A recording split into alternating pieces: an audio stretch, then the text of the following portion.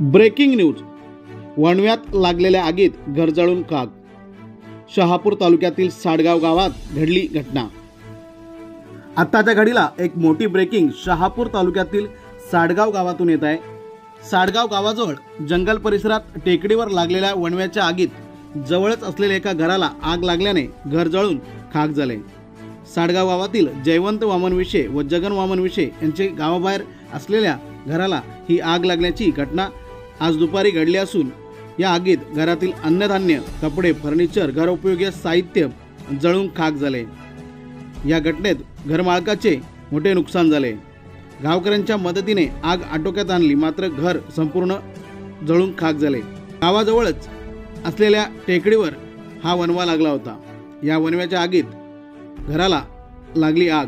या आगीमध्ये घर संपूर्ण जळून खाक झाले.